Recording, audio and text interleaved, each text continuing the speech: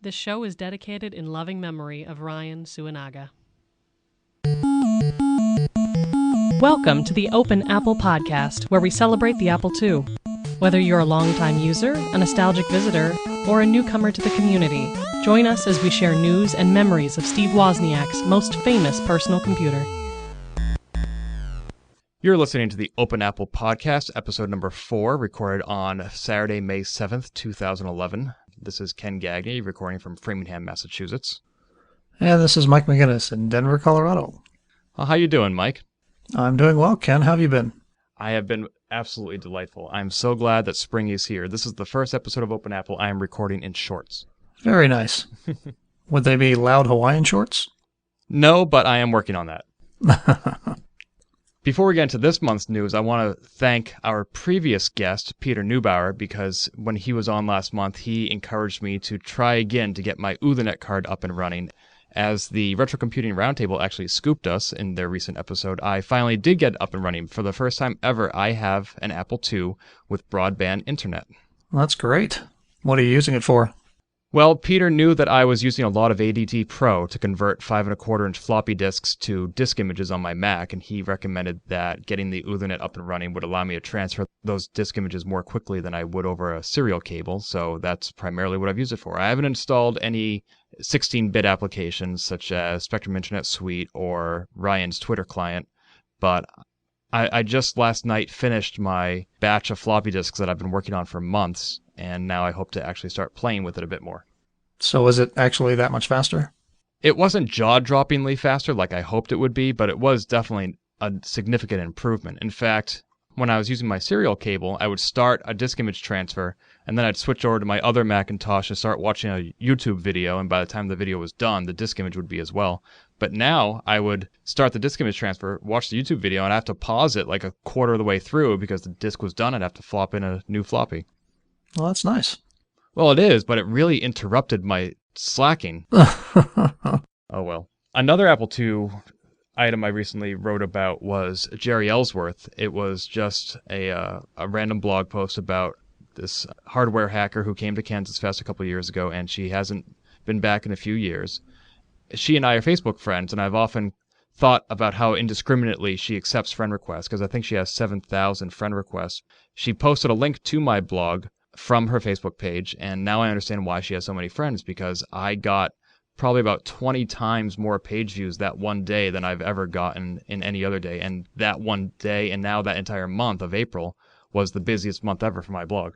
Yeah, she's very popular. You've been at Kansas Fest with her, haven't you? I have.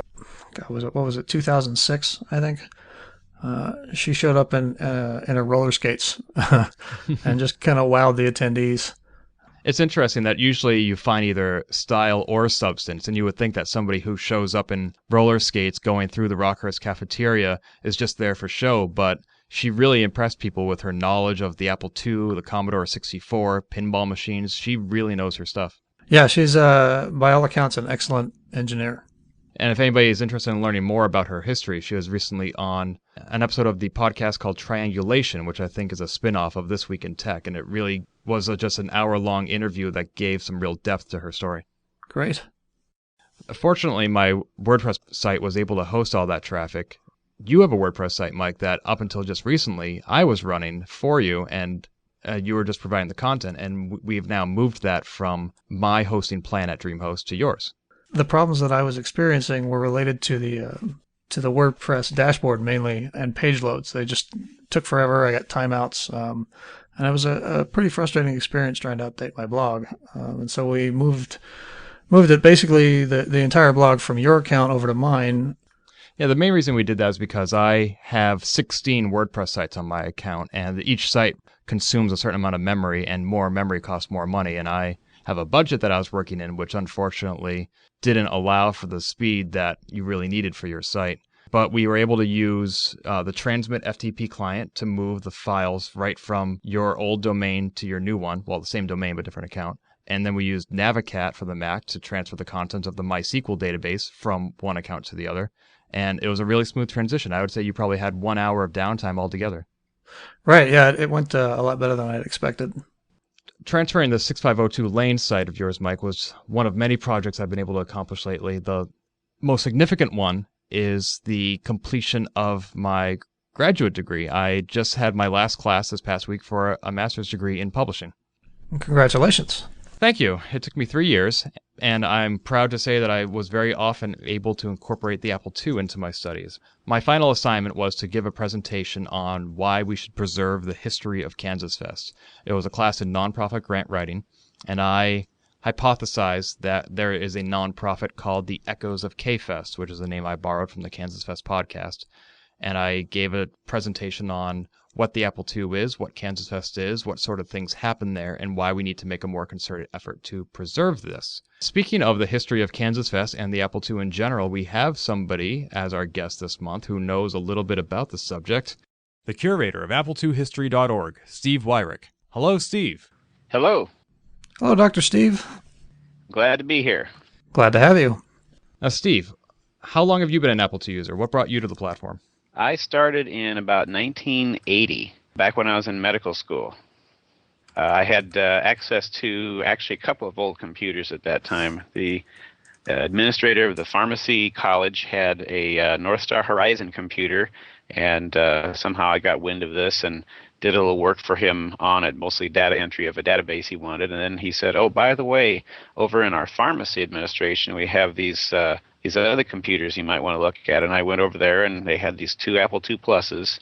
They'd had to get them by marking them on their budget as calculators, because the university would not let you buy computers without going through a significant process. And so I got to sit down and just learn how to use it. I had already learned Fortran in college, and transitioning to BASIC was pretty easy. Found a Nibble magazine and typed in a game from there, and after that I was hooked onto it. And there's been a parallel between your medical and technical histories ever since. Yes, that's right. I was using not AppleWorks, but the predecessor QuickFile that listener wrote. I was using that to create a patient list when I had to go on rounds, so I could keep up with who was on which room and what they were in the hospital for. And AppleWorks was a big jump over that when with Speedwise when that became available. And how did all that lead you to creating the AppleIIHistory.org website that you now curate? One of the other things that they had over in the pharmacy, where there was an Apple II plugged into a modem, a 300 baud initially with the handset that goes in the cradle, and then later on a 1200 when they got really fast. I got a chance to do that, try getting online a few places, actually was briefly on CompuServe, and then they had a project I could work on that involved rewriting an Apple II program they used for creating labels for IV drugs. And the work I did on that for over like 6 months, the administrator paid me enough money, I was able to go out and pick up my very own first Apple II, which was an Apple IIc. That led me eventually to getting online with Genie, getting to know all the people there, and at some point I also joined the local Apple II user group in Omaha. They needed some help with their newsletter. I started doing that, picking up news items on Genie to include with that. And they wanted something more, so I thought, well, I could sit down and write something that explains how the Apple II came about. Because if you look at, of course, modern computing versus what we had back in the beginning, it's kind of odd to say I'm going to print something by typing PR number 1, or I'm going to reboot the disk by typing PR number 6. Where'd that come from? So I kind of went into an explanation. I thought, well, I got to go back and say where this came from. So it brought me back to the very beginning. And then as I did it, I said, well, I got to explain, the Apple IIc comes out of the Apple IIe, which came out of the II Plus. And so it just kind of presented itself in such a way that it developed into a historical overlook of everything. And I used these as newsletter articles and eventually just uploaded it for free for people on Genie to use with their newsletters across the country. After I got tired of it at one point and just didn't do much with the Apple II for some of the 90s. And at some point, 2 guys that had been on Genie before had emailed me and said, hey, could we put your history up on our website? And I didn't know anything about HTML or creating websites at that time. I said, yeah, sure, go ahead and do it. And after it was up there and I got a little more interest in it, I saw some things that could be improved and asked if I could make those changes. They said that was fine, and ultimately transferred it to my own domain towards just after the 2000-2001 time period. Eventually brought it into WordPress last year. I was recently going through some old 5 1/4 inch floppies, and I found versions of the Apple II history by Steve Weyhrich from 1992 or thereabouts. So this living document that you've created has been in existence in some form or another for almost 2 decades. Yes, it's actually some of the oldest ones I saw, and that were like 91. So 91 and 92 is probably when I had my more or less finalized versions, at least 1.0 versions I had up to let people download. I'm thinking I got to come up with something to celebrate this 20 years, and I'm still kind of scratching my head about how to do that. Do you think you'll ever be done writing the history of the Apple II?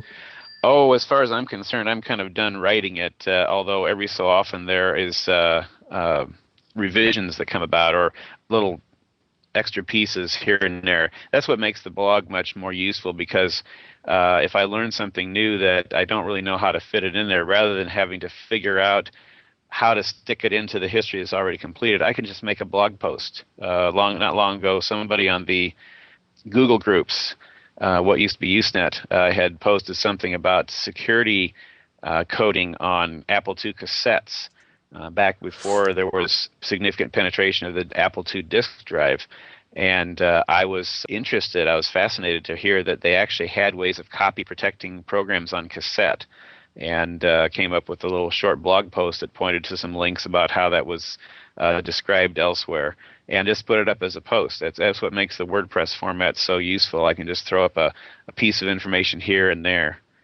Beyond that, every so often I get something that is a clear correction, something I had wrong, or some piece I had left out of a bit of the story, and I'll just go in and make that correction. I suppose in that sense, until the day comes that if it ever gets put into a paper form, it still has its chance to be a little bit fluid and change it if I find I get little mistakes that can be fixed. And in addition to Apple II history, you've been famous for something else that we discussed in the March episode. Minecraft has become a very popular game recently, and Dr. Steve, didn't you do something in Minecraft? Yes, well, that's a fascinating game, because it's just, you can sit down and within the constraints of these blocks that look about as big as a cardboard box that you carry around and do things with, within those constraints, there's a lot of interesting things people have built with them. And I sat down and said, well, I'm going to make myself a greater than life-size model of the Apple II that I can walk around inside of. So I created that. It took me about, probably a little over a month to remodel a mountain that was nearby where I was playing, and basically cut away everything that didn't look like an Apple II. And when I was done, I have an Apple II Plus with a monitor and 2 floppy disk drives, and inside of it I've got 3 peripheral cards I've built. And have made a tour of it, recorded a video, and put that up on YouTube as something to show everybody else. So within this virtual world that is Minecraft, you can actually walk around inside this Apple II Plus. Yes, it's tall enough that when you're inside, the top of the room is about 2.5 times as tall as you, the character, are. So it's I haven't figured out what that scale size is yet, but that's about the size. You look up and you see the underside of the lid, and you see the underside of where the keyboard would be, and all the chips on the floor of the motherboard, and so on. Oh, that's very cool. What are you going to build next? I'm building an Apple store right now, just for something different to do. Seriously? That's fantastic. Some other people have done it and probably done a better job, but I had a building I had messed around with before I did the Apple II, and it's just looking rather dated, and I said, I need to make some changes here. So I've made myself my version of an Apple store. Are we going to get to see that at Kansas Fest? As long as nobody destroys this world before I make a backup copy of it, yes, we can show that. Are you going to have a little Genius bar in the back? Actually, I did. I made a Genius bar. I'm trying to find some signs to put up in there.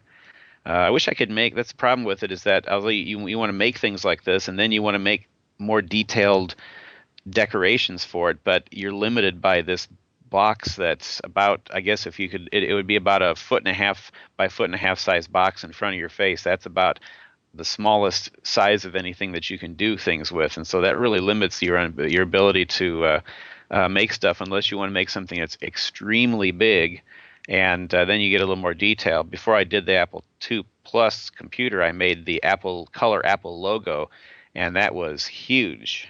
That's a very large thing I've got sitting out there in front of my building in Minecraft. Your Minecraft Genius Bar, is it staffed by creepers? I keep the creepers as far away as possible because they just do nothing but destroy. Now, I have a question for the two of you.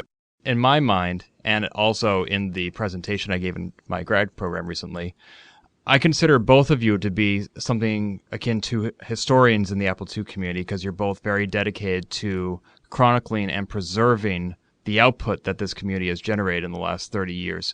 How would you two distinguish your different approaches or philosophies to that? Oh, Mike, what do you think?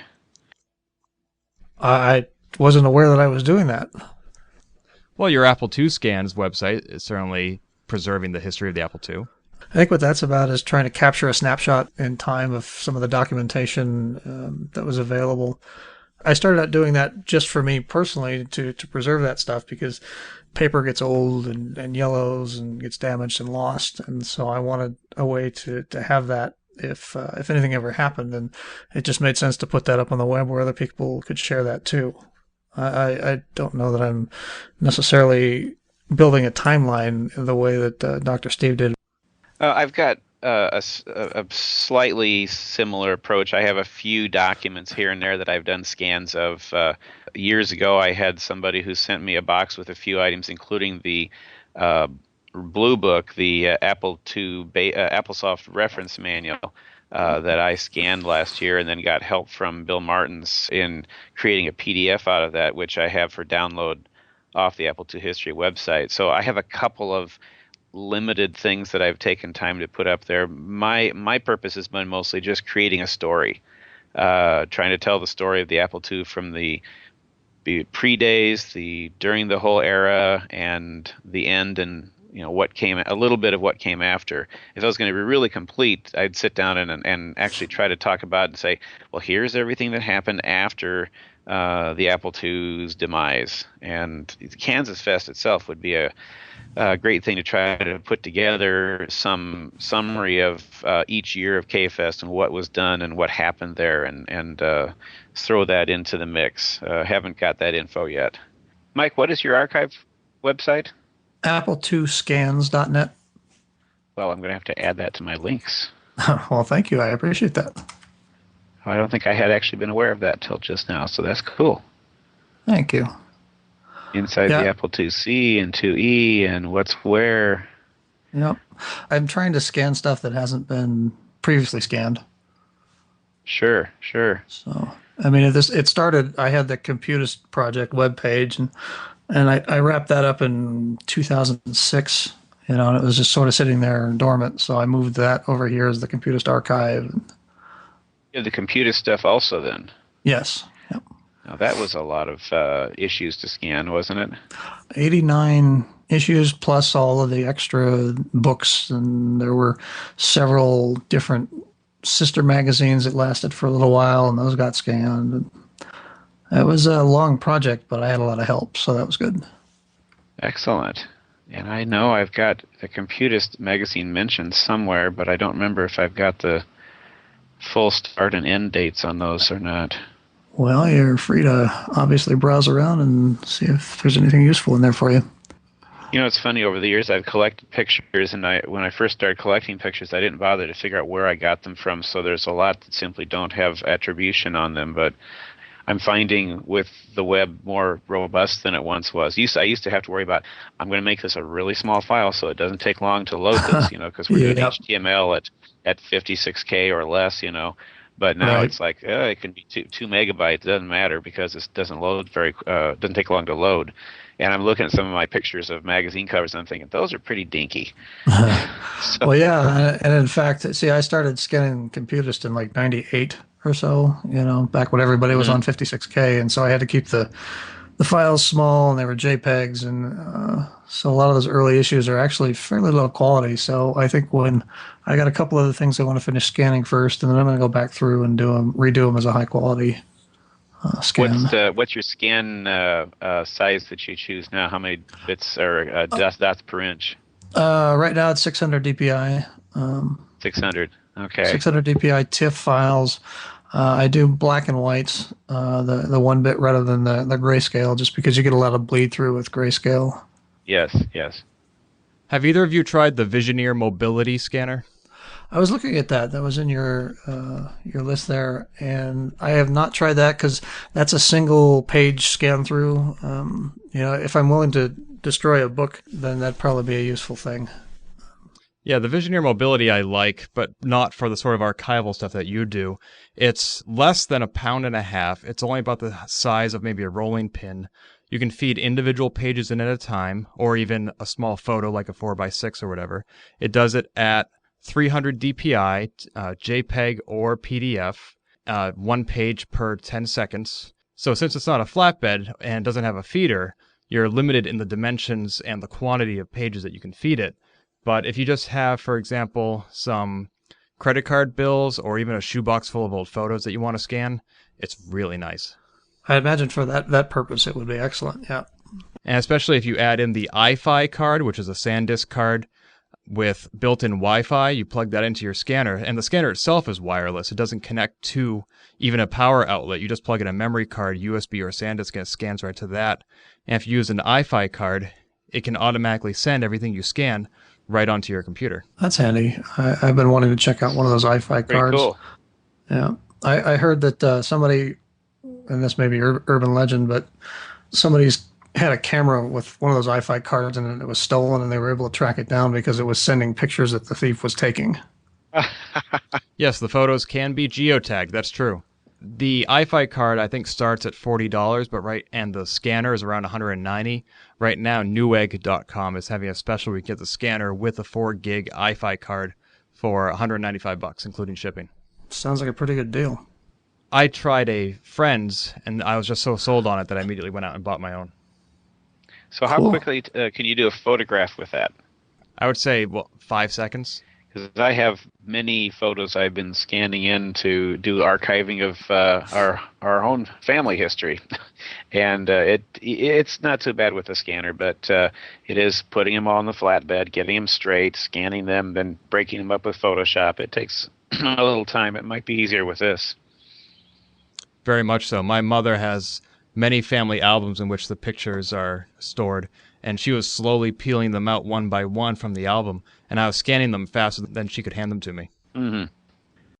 So if I were to say that each of you exist in the overarching class of historian, perhaps your subclass would be, Steve, you're more of a chronicler, and Mike, you're an archivist? Sure, okay, I'll take that. That sounds good. Now, which one has more hit points? Get what's new and exciting in retro computing with 2 News.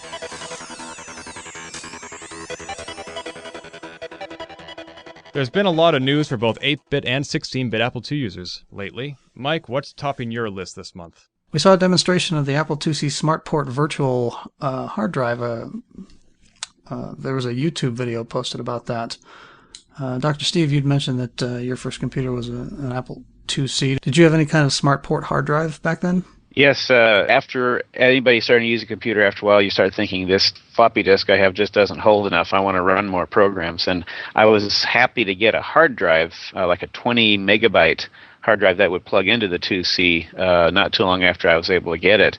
And when I saw this video of the SmartPort hardware-based hard drive, I can't remember if it was a CFF or a SD card or whatever they were using there, but that was just very reminiscent of how fast it would start up when you could go to the hard drive instead of having to wait for everything to come up on the floppy. So even though it's through the SmartPort itself, it's still significantly faster than a floppy drive.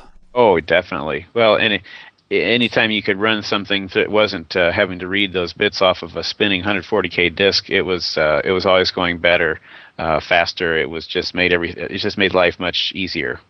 Back in our first episode, we talked about the compact flash for the Apple IIc, which previously hasn't been possible because the Apple IIc has no expansion ports.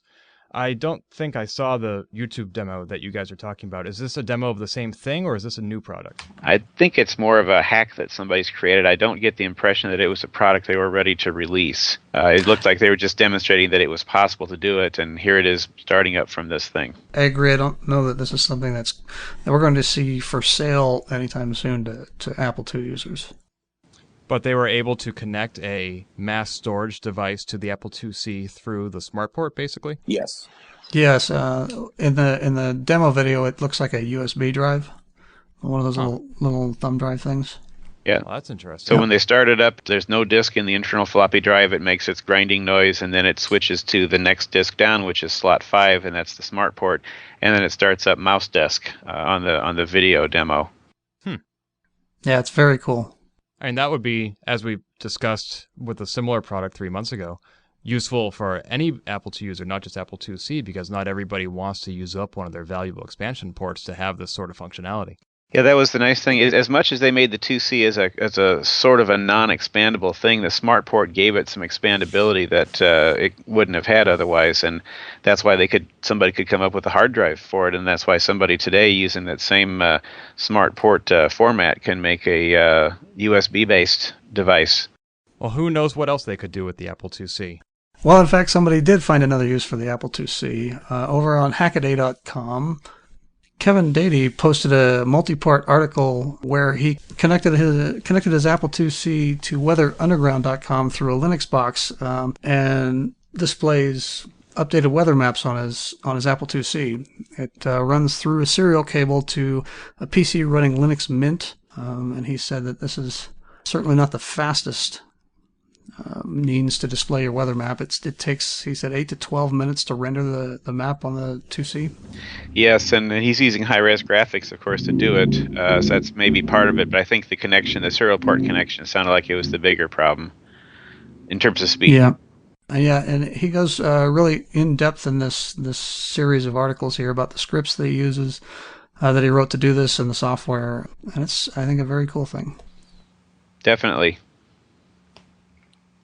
So that requires your 2C be connected to another machine. It's not pulling the information down directly, right? Yes, No, I don't think we have anything to do, or do we have anything to do Ethernet type connections with the Apple IIc yet? I cannot recall.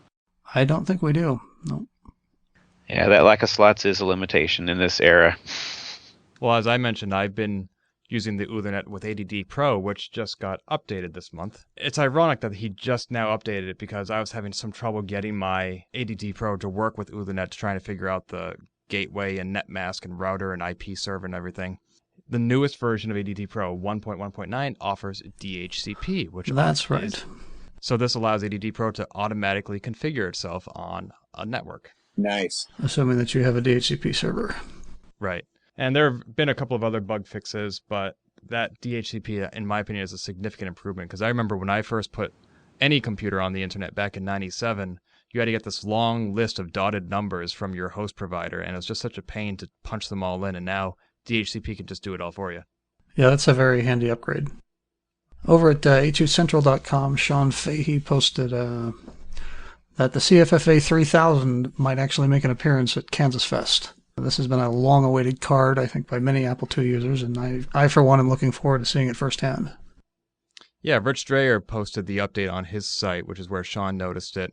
I was on the phone with Rich Dreyer about a week ago talking about this product, which is a means to access compact flash and I think USB mass storage volumes on any Apple II that has expansion ports. And he was concerned that this card, it's also a floppy drive controller, so when you have installed it, it physically takes up one slot, but it virtually takes up two slots, one for the mass storage features and one for the floppy drive. And he was concerned that Apple II users who are already very protective of their limited number of slots wouldn't want this card. But I don't think that's a great concern because those features are optional. You can enable it for mass storage, you can enable it for floppy drive, in which case it takes up just one for either one, or you can use both. So I've been putting off buying any sort of mass storage device for the Apple II for ages because I've been waiting for this card. Yeah, this seems like kind of a very nice all-in-one solution for all of your storage needs on an Apple II, and I really can't imagine there being any lack of desire for this card with Apple II users. He mentioned that if he signed up for Kansas Fest, that would light the fire for him to finally finish this project. So we may see something being commercially available in just about 2 months. Cool. We'll keep our fingers crossed. Steve, do you have a CFFA? The only Apple II that I have that works right now is an Apple II GS, and I haven't really done anything with it to introduce it to the modern world. I still have my old SCSI hard drive, which I think runs, and a floppy disk goes with it, but I don't have that. I did get a couple of years ago an Apple IIe at KFS that I have never yet figured out if it works or not. I'm thinking I'm going to bring that this year, and it'd be interesting to see if a mass storage device is available and functions. Well, also at Kansas Fest, if you want, you can further bring your Apple II into the modern era by signing up for Vince Briel's workshop. A couple of years ago, he offered any Kansas Fest attendee who wanted to buy an Apple I replica that he sells as an unassembled kit, a free workshop in which he would help people construct it into the final working product. This year, he'll be doing the same thing, except this event will also mark the first time this product has been commercially available, and that product is an MP3 player.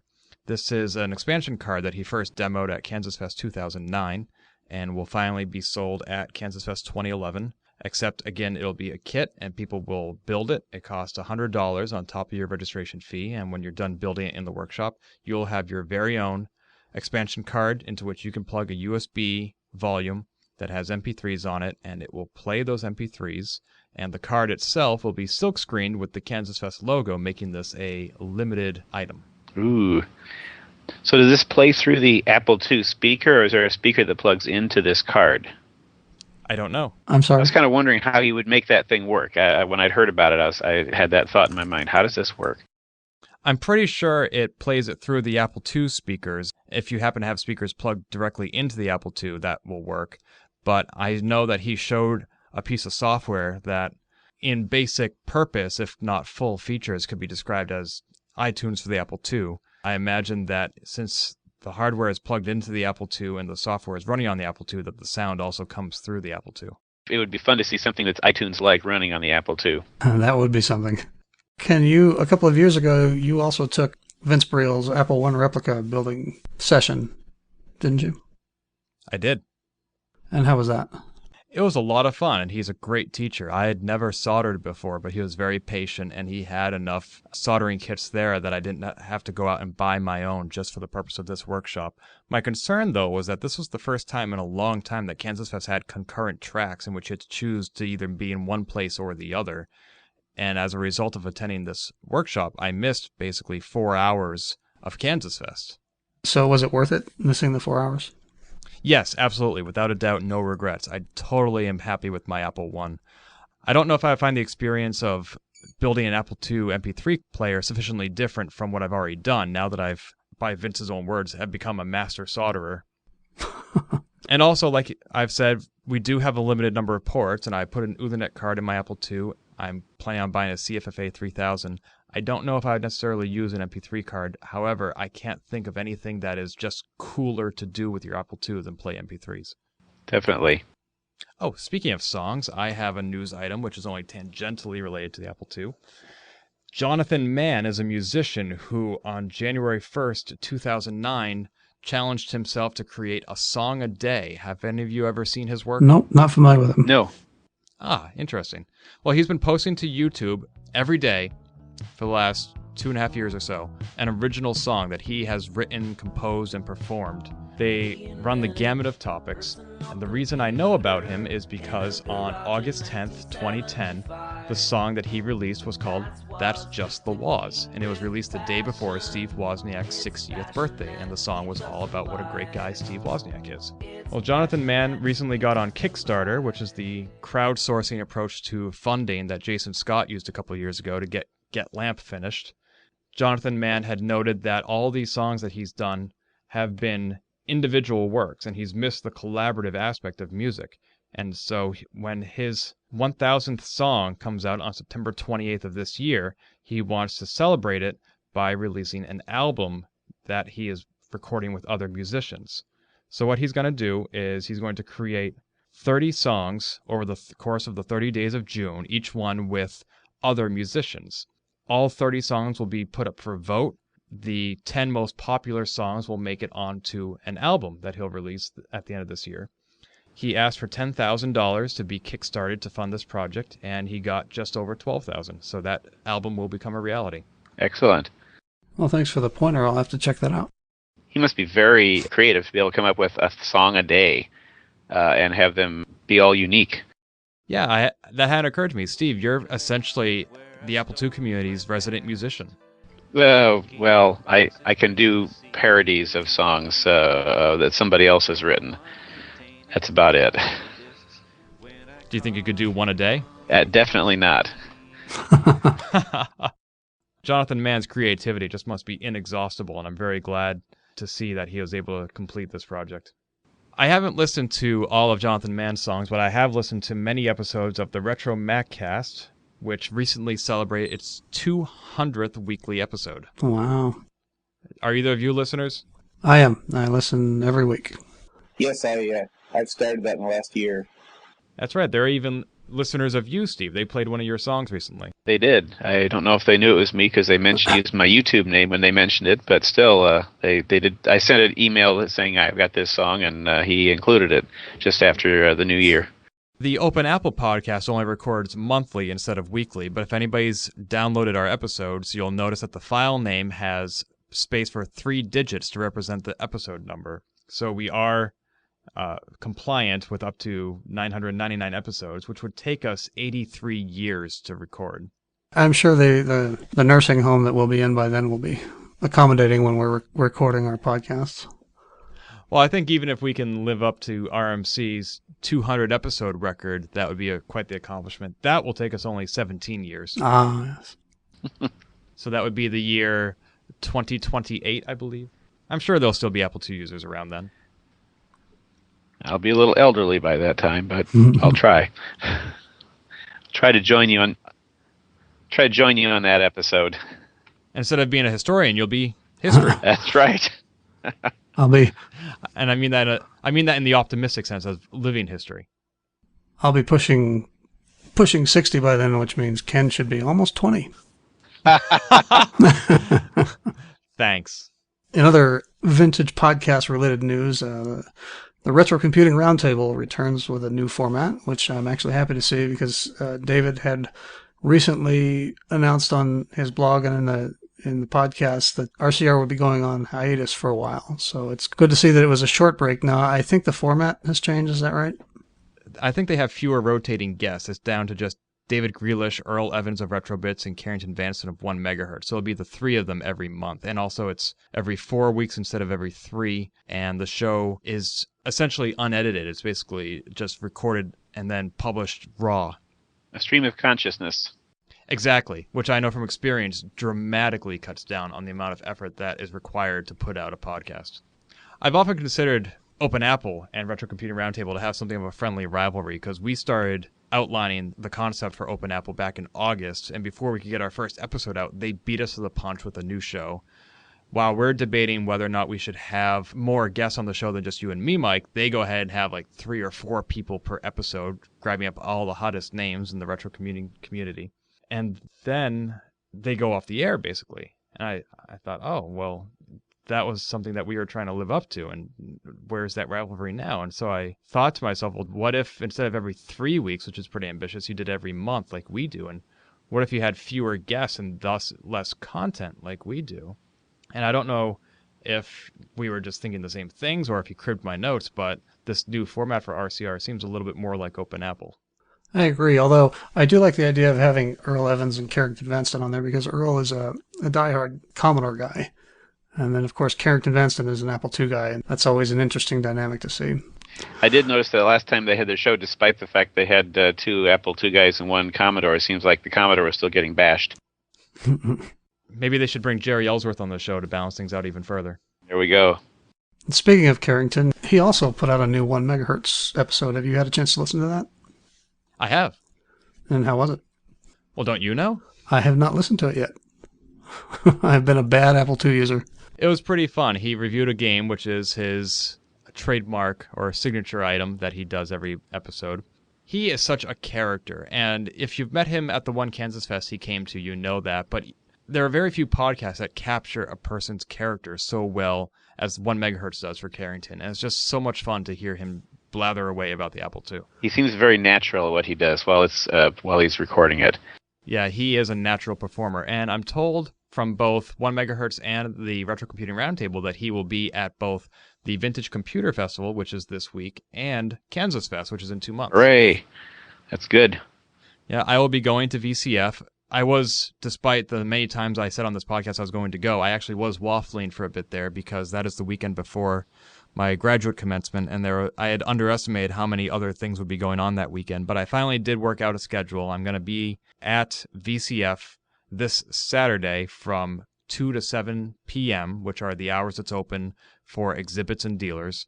I'll be there in the evening as well, but I won't be there at all on Sunday. But it will be good to see Carrington, and I suspect Andy Malloy, Henry Corbis, Jim O'Reilly, and I will be missing Ivan Drucker, who will be there only on Sunday, which is just the opposite of me.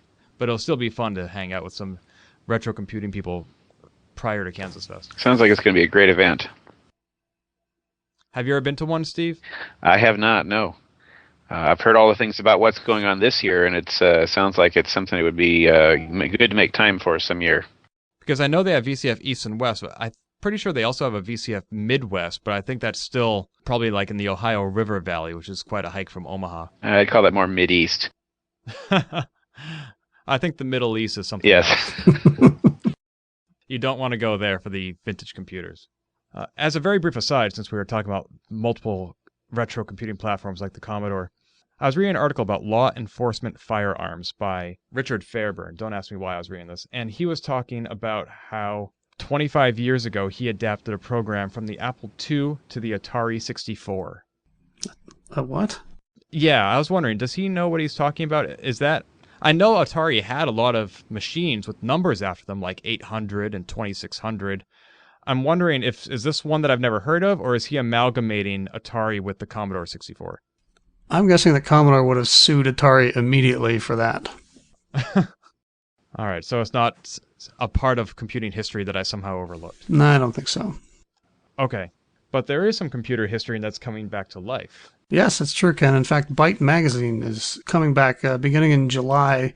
It's going to be an online-only magazine. And Byte, of course, was never strictly an Apple II magazine or really even an Apple magazine. They covered a whole range of computing topics back then. But the Apple II connection here is that Gina Smith is going to be the new editor and publisher of Byte, and she was also the co-author of iWaz. I guess she's been talking about this a lot on Twit, on the Twit episodes that she's been on recently, where she's been on a hiring tear trying to get writers and people. So I'm really looking forward to seeing what Gina does with the new Byte. Is this actually the same entity that used to be Byte Magazine, or is it just the name? Any idea if there's any connection to what we once knew as Byte? Well, apparently several of the writers that Gina's hiring back were the originals from the old Byte magazine, including Jerry Pornell, who wrote the popular Chaos Manor column. Oh, neat. That's quite the all-star cast. Yep, and I think that she actually went so far as to purchase all of the intellectual property from the original Byte corporation, so... I had a couple of articles I stuck on the Apple II History website that were an interview with Steve Wozniak, I think. I can't remember which one it was. There's a couple of articles I put on the Apple II History website that I took from Byte Magazine and adapted them for HTML back in the day. And when Byte was still in some sort of a previous life, they gave me permission to it with a long disclaimer I stuck at the end of it. And recently I saw they tried to get the permission again. And somebody said, well, we'll talk to our lawyers and get back to you. And they haven't. So it looks like this might be why they're getting this new site going. I'll have to contact them again. It'll be especially interesting if they have some sort of historical archive that has old Byte content. I don't think that's likely, though. Yeah, that would be neat to see, but I'm guessing that's not going to be one of their priorities. Did either of you read iWaz, which Gina Smith wrote? I listened to the audiobook. Does that count? Since this is an audio podcast, I would say yes. Okay, then I've read iWaz. And I have the book, and I've gotten about halfway through it. I have a lot of Facebook friends that I may not necessarily know in person, and one of them is Steve Wozniak. I noticed about a month ago in his status updates that he had checked in on Foursquare to a place in Boston, which is just down the road from me. And it turns out that he was actually here for an event that my friend Chris attended, and we happen to have him in the studio as well. Hey, Ken, thanks for having me on. So Chris here is a web designer for Cold Spring Design, through which the current Kansas Fest website was designed, actually. And Chris, on his own time, also created our last 5 Kansas Fest logos before we passed it on to Peter, who was our guest last month. That's not what happened to bring you to meet Woz, though. No. Surprisingly enough, it was with the Greater Worcester Humanists. We all took a trip out to Boston for the American Humanist Association's conference for 2011 was here in Boston. Yeah, it was quite the event. He came out to speak on the last day. He was an award winner. He won one of our Humanism Awards for the year. And he had quite a presence. He talked mostly tech. Surprisingly enough, he was given over an hour to speak, and he went into, what's the word, when robots become sentient? The singularity? The singularity. Huh?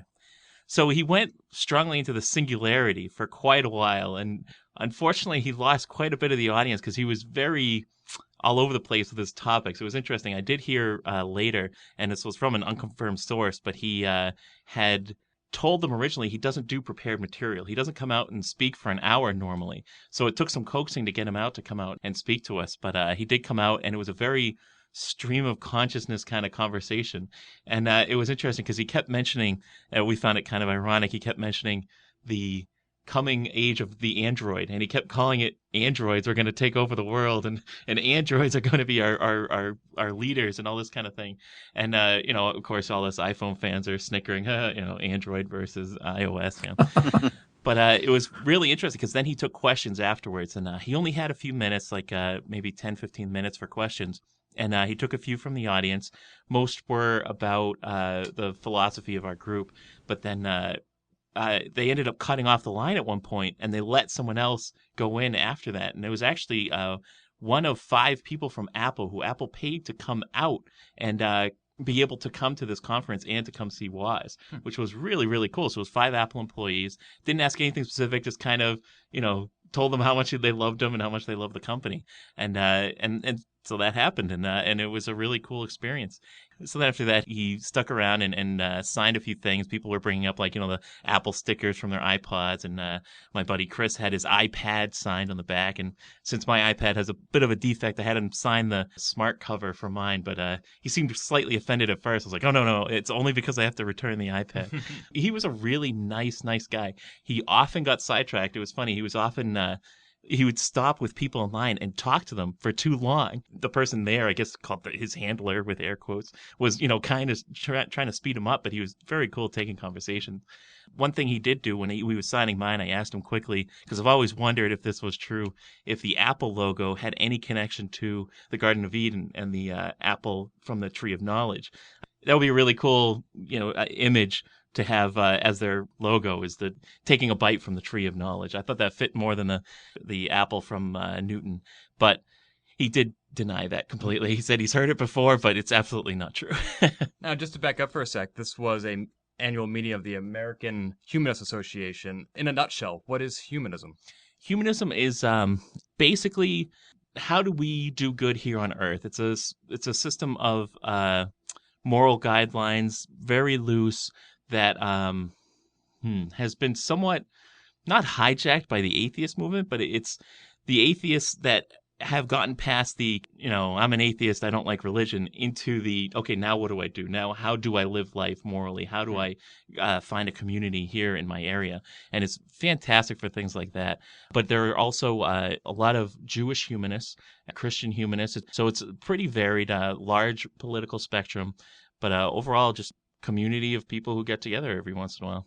And was Woz invited to speak at this event and win this award, I think the Isaac Asimov Award, because he's really a famous humanist, or because he has done a lot of great work in the name of humanism? He's done both. One thing I did discover that he's one of the he's someone on the board or something of the EFF, the Electronic Frontier Foundation, yes. He was on there. He's done quite a few other humanitarian efforts. Yeah, so it was a bit of his scientific ability and how much he kickstarted the computer industry and or the personal computer industry. Yeah, and how philanthropic he's been since then. Now, when I saw him speak at Kansas Fest 2003, he pulled out a sheet of uncut $2 bills. Is he still doing that?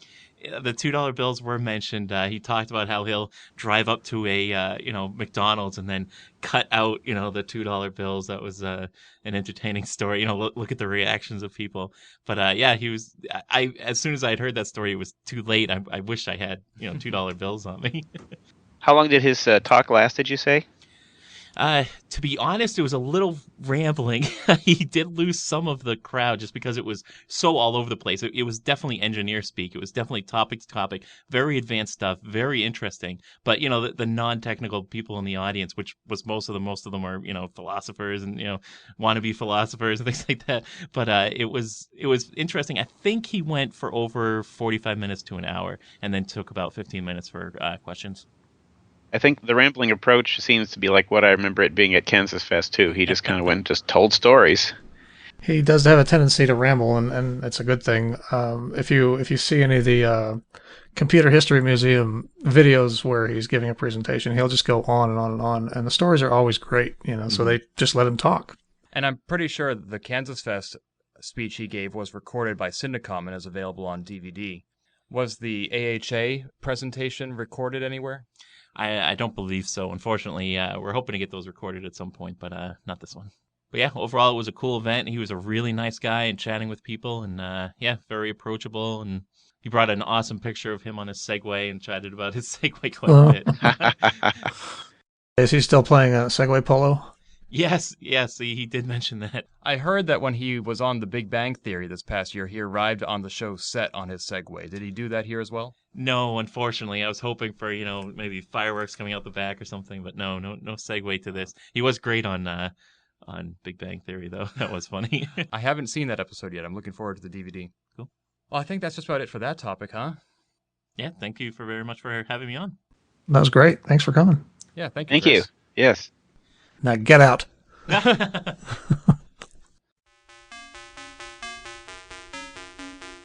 What's it worth to you? Hold on to your wallet as we look at the latest Apple pickings. One of the disadvantages of doing a monthly podcast as opposed to a weekly one is that a lot of these eBay items expire long before we get to record about them. But in some cases, they're just so good you got to talk about them anyway. For example, there was one auction by the Vintage Computer Museum. That's not the Computer History Museum of Mountain View, California, but rather just an eBay user named Vintage Computer Museum. The item was going for $199,999.99 and claimed to consist of this owner's 40-year history of vintage computers, including 60 to 70 Apple IIe computers, disk drives, Texas Instruments, Next Cubes, Commodores, AT&T machines, Tandys, Compacts, and older video game systems. The Vintage Computer Museum was actually pulled. Oh, I thought it looked like it had sold. I think it just ended because if you go and look at his other items, all of those computers that he was talking about are for sale as individual items. I'm guessing somebody sat down and said, "You're not going to get $200,000 for this." Oh. Yeah, that would be a little high price to send through eBay or through PayPal. Yep. Of course, if you're looking to spend a little bit less money, there's an Engelbart mouse engineering prototype available for only $15,000. Douglas Engelbart, of course, was the inventor of the mouse.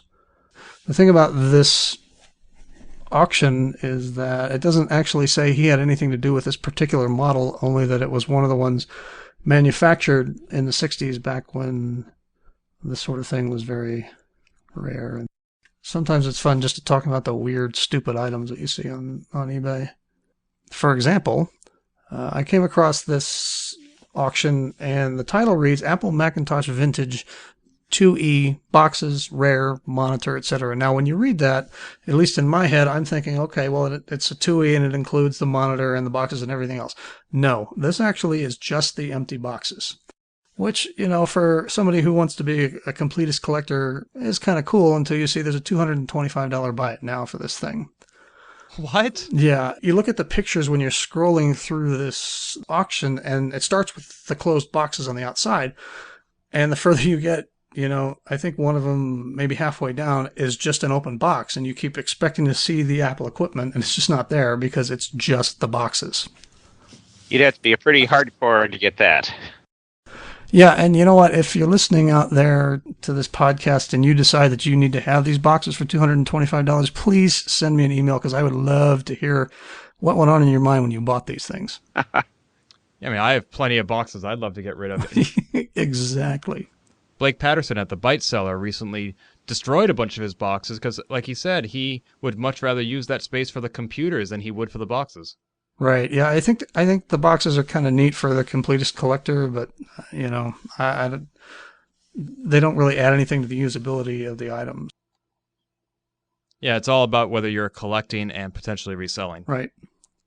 Well, I found an auction for an end date of May 8th, excuse me, for one of the Apple II Plus Bell and Howell versions, the Darth Vader ones.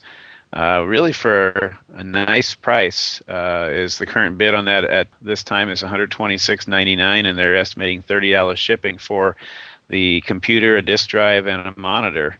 As almost everything else on eBay, it's identified as very rare, but that would be a cool item to have. Now, does this one have the multimedia attachment that goes on the back of these things? I think that's what came with all these things. As they were sold to schools, they had that on there automatically. That's what distinguished it from the regular Apple IIs.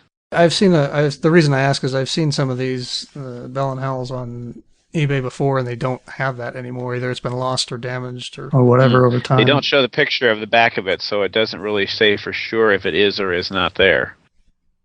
Might be worth asking if you're going to bid on that. So how does this differ from a regular Apple II Plus? It's black. It's black, yes. Is that why they call it Darth Vader? Yes, like his helmet. No, they had a standard Apple II Plus, but sort of made it a little bit more rugged for school use. I think the lid was made to screw down, and they made it so you could plug items into the back of it, and it was harder to mess up the pins. For a joystick, you didn't have that the little dip switch, the dip pins, but instead you had a real plug that would be more durable. Cool. I also came across a couple of vintage Apple wristwatches. One of them is listed as an 18-karat plated Apple watch, and it has the big rainbow Apple icon right in the middle of it. And the other one is one of the old black rubber wristband Timex watches with a smaller icon. That piece of Apple II apparel reminds me of the Apple II GS College shirt that we talked about in the February episode.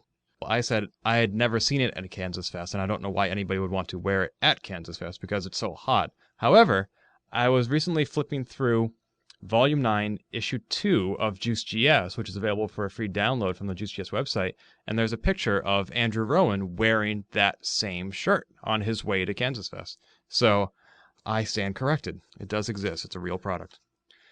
There was a copy of Risk on eBay recently for the Apple II, which I actually wanted to buy, and it only went for about maybe $12 or $13.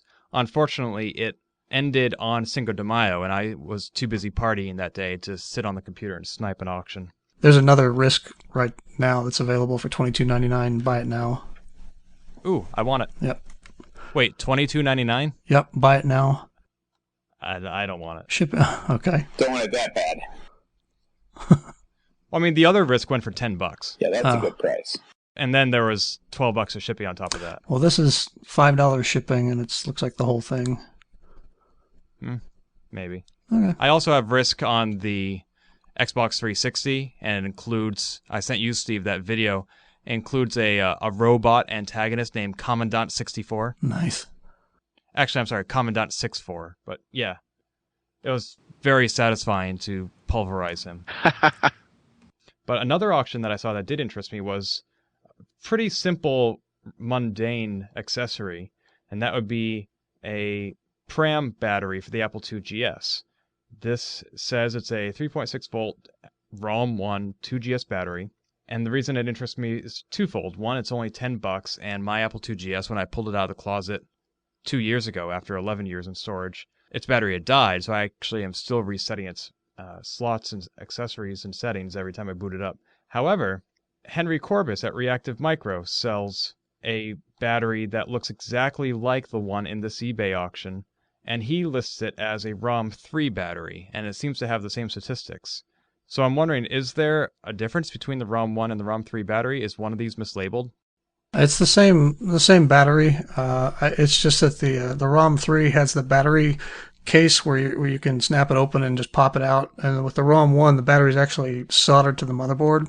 And there were instructions, or there's a hack, I guess, for the ROM 1 where you can take that battery and you clip the old one out, and the remaining posts that stick up from the motherboard, you can twist the leads on that battery around those posts, and it'll work that way, which I think is why the leads on that battery are curled like that.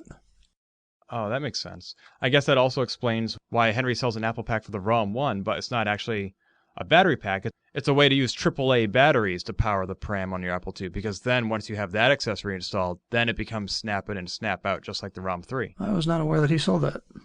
Yeah, when I first had my Apple IIgs battery die on me, I asked Henry at Kansas Fest, do you have anything that you can do for me? And he sold me that, and it's only $9. If you want to buy the ROM 3 battery from him, it's $8.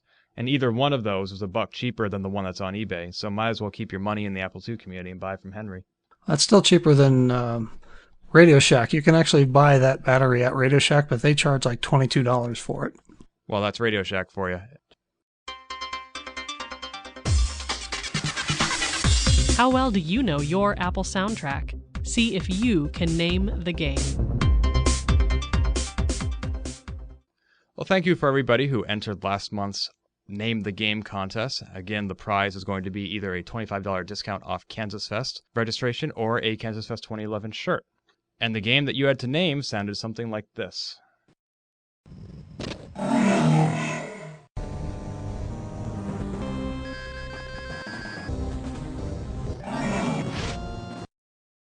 And the name of that game was Out of This World.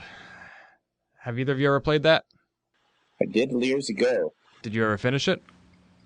I think I was able to finish it, but it has been so long since I played it, I can't remember. I never played it on the Apple II. I did play it for the Super Nintendo, but as many people know, the Super Nintendo and the Apple IIgs actually shared the same main processor, which I think is what allowed Burger Becky to port it under Interplay. If you haven't played either of those versions, you will get your chance to play Out of This World when it comes out for the iPad later this year.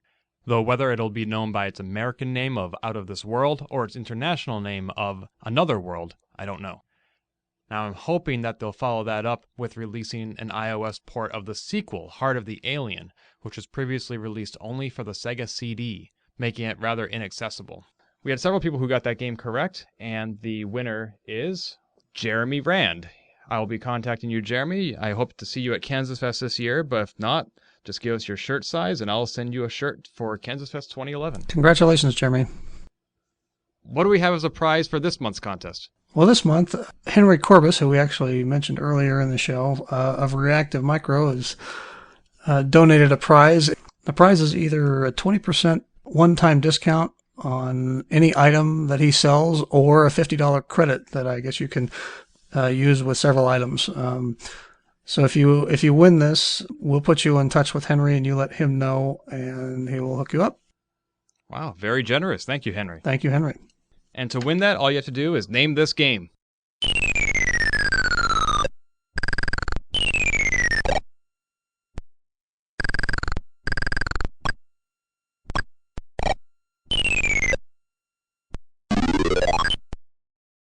Send your guesses to Name the Game at open-apple.net. You have until, let's say, 9 a.m. Eastern Daylight Time on Saturday, June 4th to get your entry in.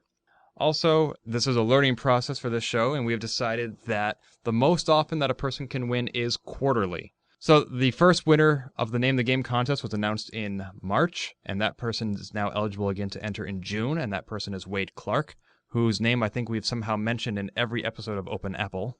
Another name we've always mentioned is Brian Weiser. So, hello, Brian. A game that was marketed, at least in some of the previews I read, as similar to Out of This World was Outland, a game that just came out in the last week or two for the Xbox 360. It's a downloadable game. Outland, is that the... That's not the one that preceded Fallout, I is think it? that's Wasteland. Oh, Wasteland and Outland. Oh, okay, it's a land.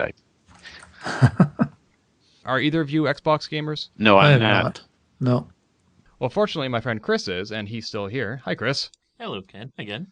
So I downloaded Outland, which, like I said, was described as a cross between Out of This World and Ikaruga. Yeah, I was going to mention that, yeah. Ikaruga being what some people would call a shmup or shoot 'em up. It's a vertical scrolling shooter that came out probably about a dozen years ago, probably I think for the Sega Saturn.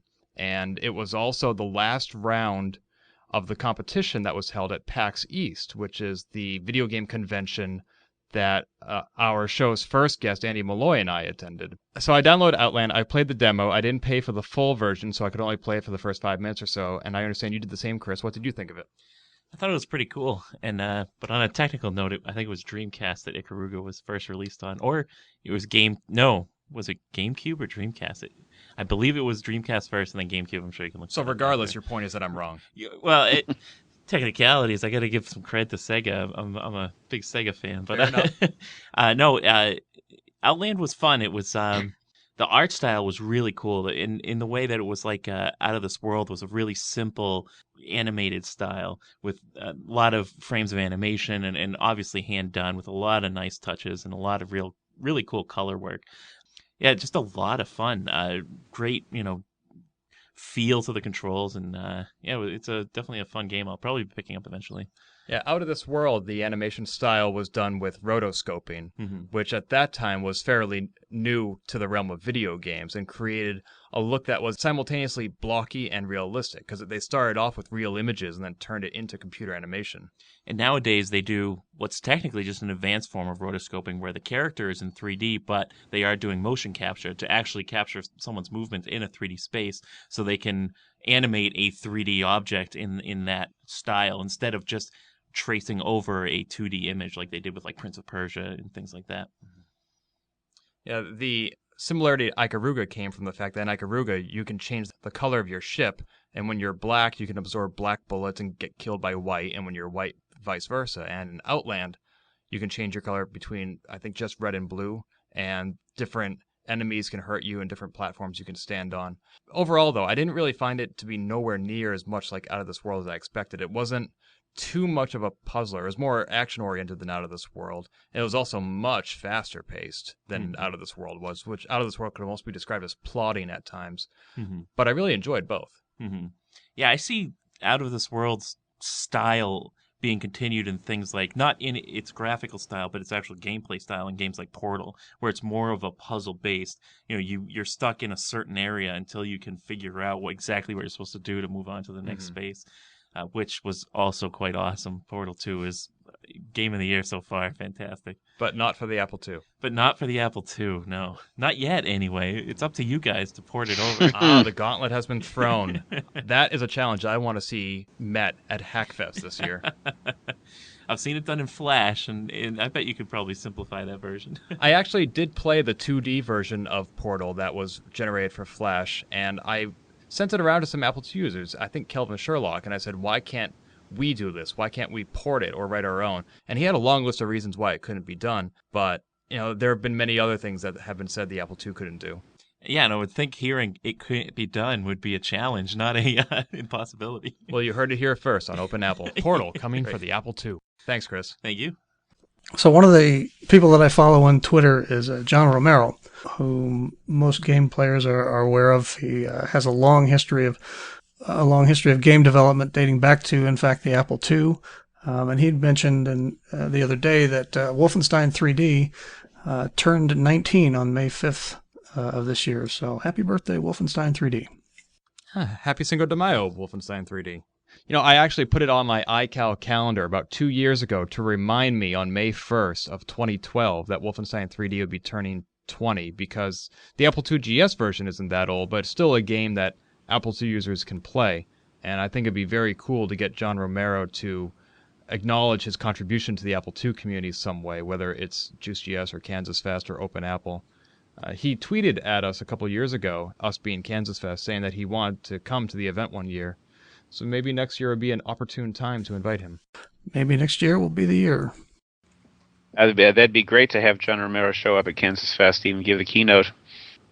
I mentioned Castle Wolfenstein 3D in my graduate school presentation that I discussed earlier, because I was indicating the debt that so much of modern technology and software owes to the Apple II. And of course, that game is based on Castle Wolfenstein, which Silas Warner created for the Apple II. Castle Wolfenstein was mentioned recently in issue 217 of Game Informer magazine.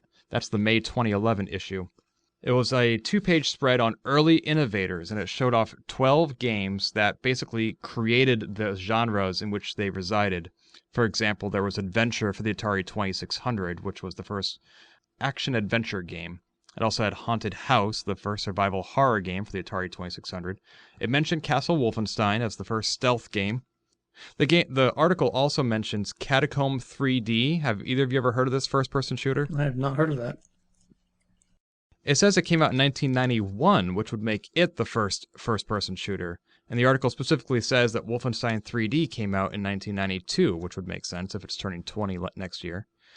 But I guess Wolf 3D did not create the genre. It's just popularly known as such because it was such a success. I guess we actually owe that genre's invention to Catacomb 3D. Interesting. Another classic genre, of course, is text adventures, which we've talked about often here. When I attended PAX East, I attended a presentation given by Andrew Plotkin and Jason McIntosh about how to program interactive fiction in the Inform 7 language. And Mike, you had previously tweeted that you were interested in learning more about that. You're right, I did. Unfortunately, neither of us had time to explore it, but that session, even though I had to leave early to attend another session, made it look really simple. So I went online. There were tons of online references for Inform 7. I don't read in depth well online, so I had to go and buy a book. So I did so. There's a book all about programming in Inform 7. Haven't even cracked the cover yet, but I'm hoping someday to learn enough about this language that I can give a presentation at Kansas Fest, because it seems like a very accessible language as opposed to something that you need experience with programming concepts to understand, like C++ or Java. And I think that this is a topic that would really be interesting to Apple II users and could inspire them to create some pretty cool stuff. I was wondering, is Inform 7 similar to the Z code that is used by the Infocom games? I believe so, and Actually, I think it's not. I think Inform 6 was a lot more, based on code programming. Inform 7 is a more natural language interface where you can use certain specific, almost English sentences to program your rooms and your items and that sort of thing. Okay. If you go through the archives of Rec Arts in Fiction on Usenet, you'll see that there's a sort of a rivalry between the Inform 6 programmers and the Inform 7 fans. Well, I think at this point in the development of the language, newcomers to the language should probably start with Inform 7, so eventually that will probably win out over the diehards. I would think so, yeah.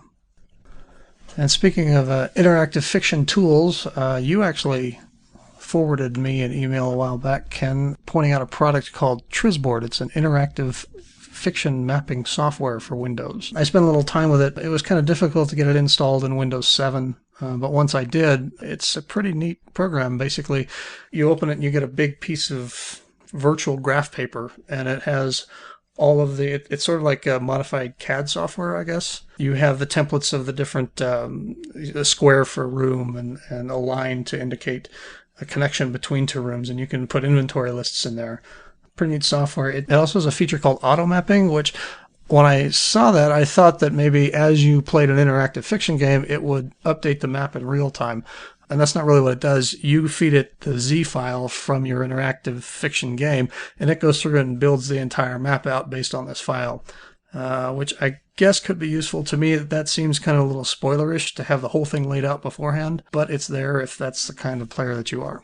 That does seem like cheating to me. Yeah, a little bit. As far as the manual mapping, it's very easy to create and maintain a map as you play your way through a game.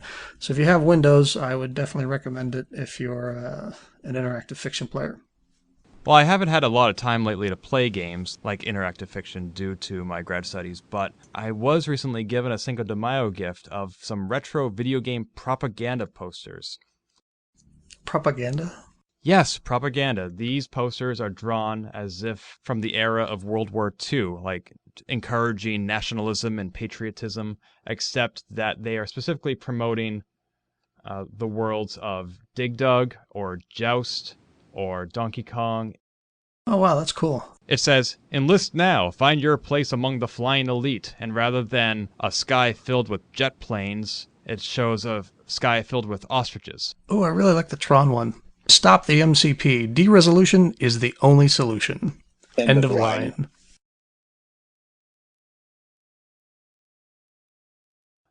My girlfriend gave this to me, and it really demonstrates somebody who knows me very well. I'm really looking forward to getting these hung in my gaming room. Oh, and there's a Frogger poster, too.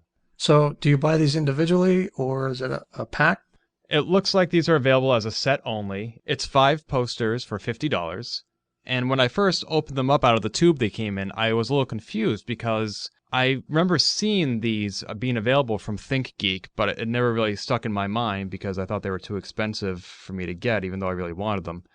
What made more of an impression on me was the Atari 2600 boxes that Panic.com had made for each of their programs, because the artist for those posters was, through his publicity with that promotion, made known to Jason Scott, who then hired him to do the inside art for the Get Lamp box set. So when I got these posters, I thought, oh, these are the Panic.com posters, and then I started looking at them, and I'm like, wait a minute, these are cooler.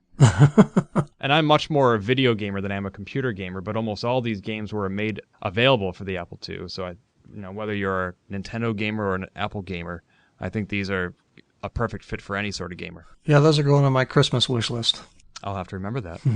We got an email recently from one of our listeners, Sal, asking what the song we opened this show with. He thought it might come from one of his old 8-bit Nintendo games, and he wanted to be sure. And he is actually very close. It's actually an original song called Right Back to You by a group called the Whiz Wars, and their album on which you can find that song is called Game Boy Rock. The genre is known as chiptune, and they use classic computers from Nintendo and Game Boy to Apple II and Commodore 64 as their instruments. So it's very likely that what Sal was hearing was actually music produced on a Game Boy, and even though it's not from a particular game, I can certainly see how it would invoke that memory. Anybody who wants to know more about this show and how we produce it can go to open-apple.net/about, where we list pretty much every resource that we use. Although we do list the software, we haven't listed the hardware because up until recently we've used different hardware every month. Maybe we'll add that on later. But as far as the songs go, we get all our songs from one of two places: the Free Music Archive or Overclocked Remix. And Overclocked Remix specializes in remixes of classic game songs. They're not original pieces, but they are original interpretations. OC Remix is currently having a fundraiser because I believe they are a non-profit, and you can buy shirts and the like, but at this time of year, they're simply asking for donations. Andy Malloy, who many people may not recognize as Open Apple's silent partner, he's not on every episode, but he is consulted on every episode, recently made a donation to OC Remix on behalf of Open Apple since we use many of their songs. So thank you, Andy, and thank you, OC Remix. Thanks, Andy. Well, I think that pretty much wraps up yet another episode of the Open Apple Show. I want to thank you, Dr. Steve Weyhrich, for attending our show and giving us some of your Saturday afternoon. Thank you for having me. Thanks, Dr. Steve. Now, we're going to see you at Kansas Fest, right? I will be there, yes. Fantastic. It's going to be good to see you, and I hope you'll have some presentations up your sleeve as well. I have something I'm thinking about, so I'll probably be showing the Minecraft Apple II. May have something else coming up. I don't know. Great. Well, we do like surprises at Kansas Fest. If you don't come up with something new at Kansas Fest, you suck. That's right. Now, Mike, I think every guest we've had on Open Apple thus far has been somebody that we've known from Kansas Fest. Why, yes, Ken, I think you're right. Maybe for our next episode, we should try to mix things up and try to have an Apple II user on who we actually haven't met before. Sounds like fun, actually. Yeah, I can think of a few people. Let's chat offline. Sure. Cool. Well, until then, Steve, I'll see you in July. Mike, I'll see you around, and Apple II forever. Thank you, Steve. Thank you, Ken. And thank you to all of our listeners. We love the feedback we've been getting so far, so keep it up. Yes, please do send feedback or file a complaint. You can email Mike at mmcginnis@open-apple.net. You can email me at kgagny@open-apple.net, or simply email both of us at podcast@open-apple.net. And you, of course, you can visit our guest's website at Apple2, that's the number 2, apple2history.org. Steve, I'll see you online. All right. Thanks, everybody. This has been the Open Apple Podcast. Find more episodes, read our blog, or send feedback by visiting us on the web at www.open-apple.net.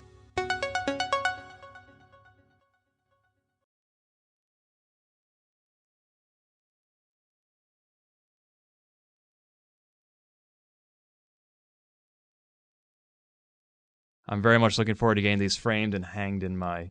Hanged or hung? I think hung. I think a person is hanged. Yeah. I'm really looking forward to getting these hanged in my gaming room. Oh, I still got it wrong, didn't I? I thought that was intentional. No, sorry.